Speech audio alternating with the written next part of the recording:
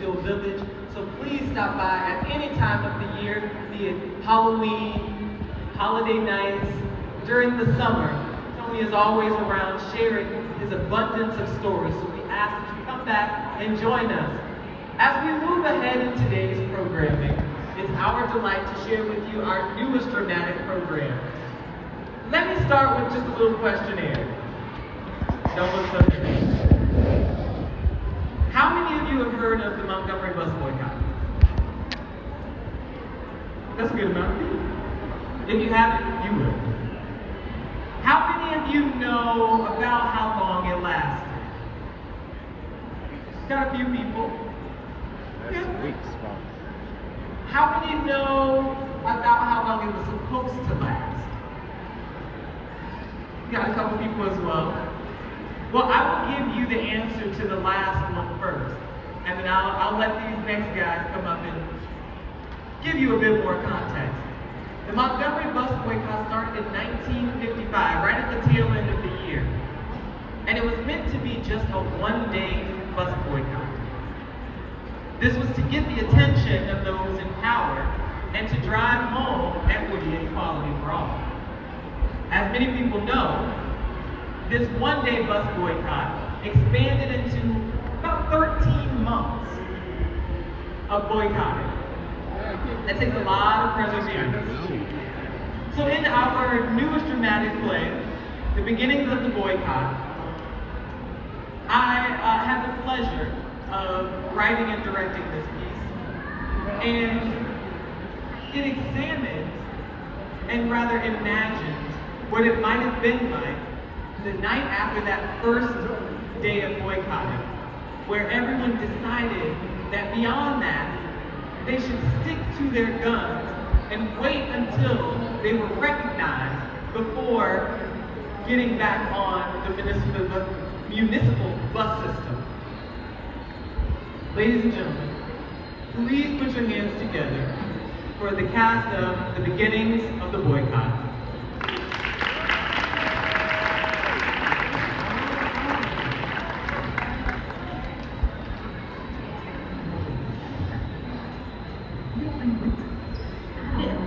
You want to tell them the right time to be here? This is church. Wait, are you sure we should check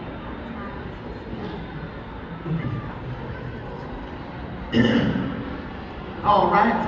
While we wait for the shepherd of the Dexter Avenue clock, I will start the meeting. It's evening. We should wait for the reverend. I'm sorry, Joanne, but this is important, and we gotta catch the people before they leave. I mean, the sun is going down soon. Do you really want this many of our people walking around Montgomery after dark? Ms. Robinson, would you be so kind as to start the meeting minutes? Yes, sir. The Montgomery Improvement Association meeting will start now. Today is December 5th, 1955, and the time is 4:54 p.m. Thank you, ma'am. Brothers and sisters, I invite you all to take your seats as quickly as you can. We're going to call this meeting to order. And I want to thank you in advance for your cooperation. Now, on behalf of myself, Mrs. Robinson, Mrs. Parks, and the new pastor here, the Reverend Dr. Martin Luther King Jr., we want to welcome you all to this meeting of the Montgomery Improvement Association today. I also want to give a special thank you to Dr. King and the entire congregation of the Dexter Avenue Baptist Church for allowing us to use this wonderful space for today's meeting. Now, as you all thank you, that's all right out here. Now, as you well know, we staged a bus boycott here in this city today to demand that our rights, endowed to us by our very birth in this country, be recognized and given to us without restraint. So why don't you go ahead and give yourselves a round of applause for the demonstration we put on here today. Yes, that's right. We let you know what freedom and equality looks like for the modern day Negro. ED is right. We showed the power of this state that we will not take the discrimination any longer. I want to thank you. Well, we've gathered you here today to announce that our efforts have been nearly 90% effective. Bus ridership has plummeted, income from municipal bus system is down, and to really drive our home, we have to plan our next move.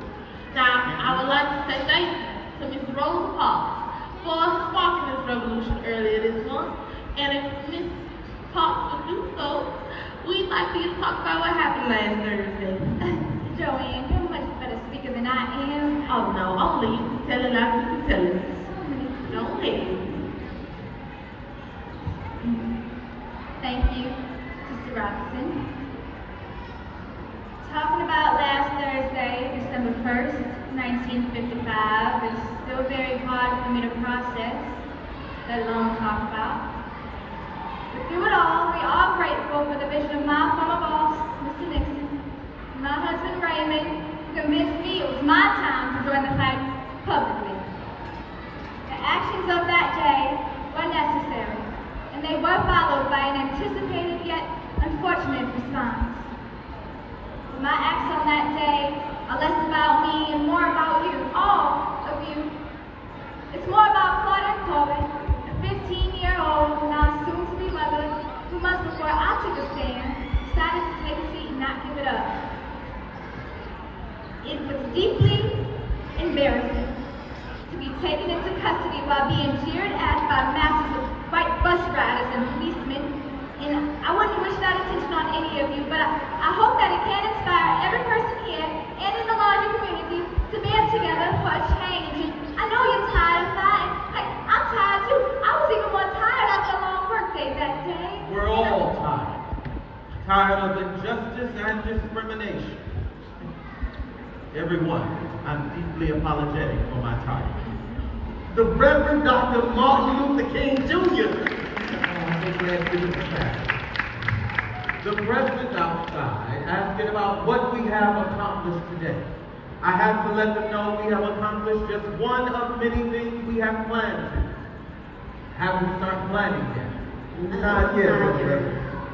Fine. Do we have an update on today's numbers? Yes, we do.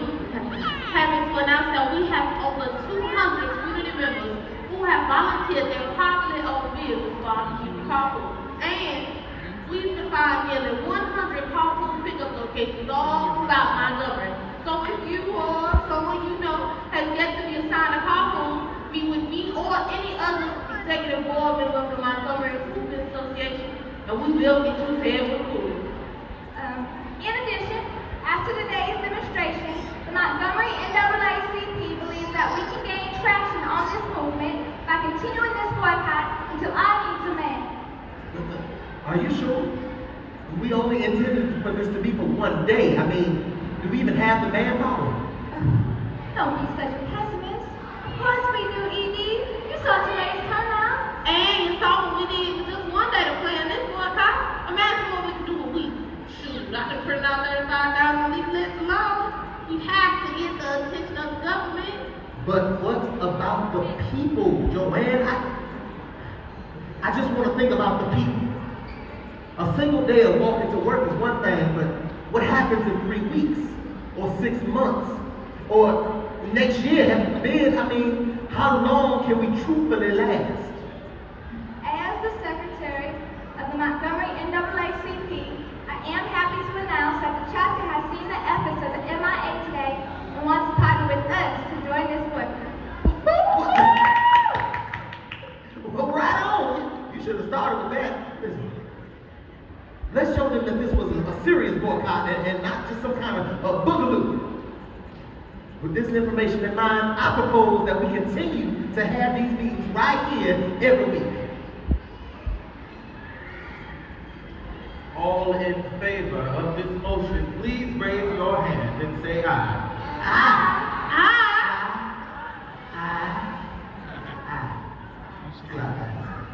I believe the ayes have it. We will meet here next week. Now on to strategy. We must find common goals on our goal. Do we have any suggestions? Courteous treatment by drivers and passengers. First come, first serve seating. Hey, more Negro bus drivers. Free rides to the church house. I shouldn't have to pay to go talk to the Lord. that may be true, you might want to talk to him at home before waiting on free transit system. I propose we take the other suggestions and run with them. Run to this city's leaders to negotiate. Run to the courthouse to challenge these oppressive legislations. Run to the donation bins to support our brothers and sisters in the fight. We cannot do this alone. No one does it alone. Sister Parks, though she appeared to be by herself, she sat, was arrested, and paid the $14 in legal fees with support from us all. She did not move alone. We must do it together. Now, how we do it together is the question, Reverend Doctor. Today we cause such a fuss, and I believe that that is the only way we can continue to make sure our voices are heard and recognized. I don't know about that. I think you've already got a little picture where you want it. Started with respectful. I think now it's time to negotiate diplomatically and without incident. If my experience can teach us anything, it's that the powers we're fighting against don't want no peaceful negotiation, Sister Robinson. They want to fight, and I've been convinced that showing up, being visible and loud, and tying up their purse strings is the only thing that will work. I mean, I didn't get arrested just to stay quiet. Respectfully, Mrs. Parks, see, I too have been in the throes of our little situation down here in Montgomery. See, just a few years ago, I was verbally attacked by a white bus driver sitting in the white house section. And it was empty, you hear? Except for one white woman sitting 2 rows ahead of me. But see, I chose to get off that bus for my mother's sake, because I found out that day the fight starts on the bus, but it ends in the courthouse. And that's what I'm saying. We have to fight them with the law, not with all this. Now, we continue to boycott, but we cannot stoop down to that animalistic tactic. See, I've already talked to Mayor Gale and the city council. And he and the council both said they were not interested in what you have to say. Look, while I understand, Joanne, the fact is, if they don't hear us, they don't remember us.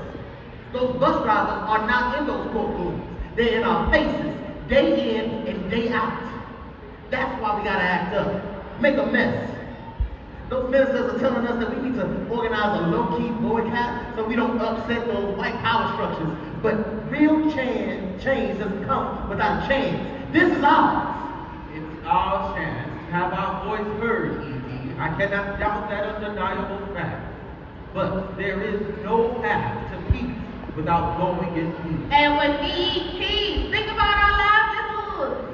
A protest and a boycott of the transportation to work makes no sense if we ain't got a job to go back to. See, now I love teaching at Alabama State University, and I would like to continue to work there. Public demonstrations jeopardize opportunities for us all. Now, think about all the legal claims you submitted, ED, and what about all the progress the Women's Political Council has made with the Montgomery City Commission? You have a point. Why can't we do both? Challenge them legally and make ourselves known in the streets. I believe we have a case to make in the courts, but I also believe we have to show our strength in numbers. Seeing it in the courts should be just as hard as feeling it in the streets. All right, that's fine. That's fine. We have to do everything that we can to ensure that there's better homes in Montgomery for those that live here and fast.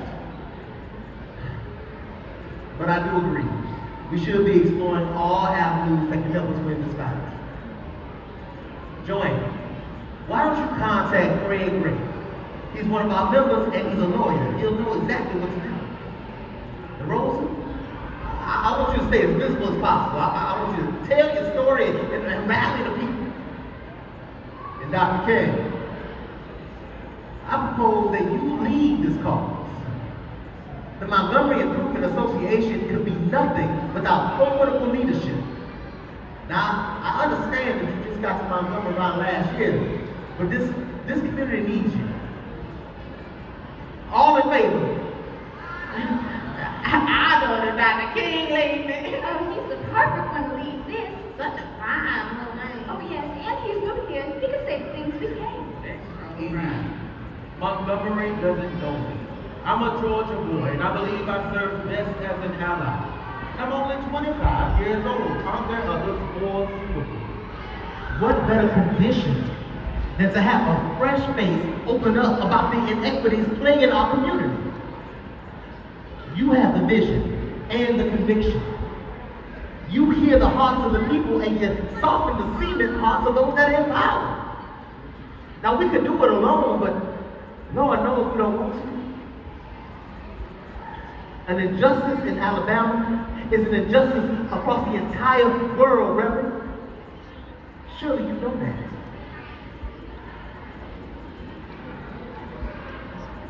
Today is a new day in Montgomery. As the sun sets, our light only grows brighter. The light that tomorrow will be brighter for us all sustains us. It emanates from us and cannot be extinguished. I will humbly accept your offer to be the torchbearer for the Montgomery Improvement Association. Today, tomorrow, and as long as it takes, let today's demonstration prove to us and the world that our future is in our hands. Let us come together as children of the Almighty and work for the land that our children will inherit. A land where all will be granted the privileges of equality. As Minister Theodore Parker once said long ago, I do not pretend to understand the arc of the moral universe. The arc is a long one. But from what I see, I am sure that it bends towards justice. And you ought to be happy that we're here to walk that long road together, side by side. This meeting is over now, but the work is not. Keep climbing, keep lifting, keep fighting. Bless you all. Get home safe.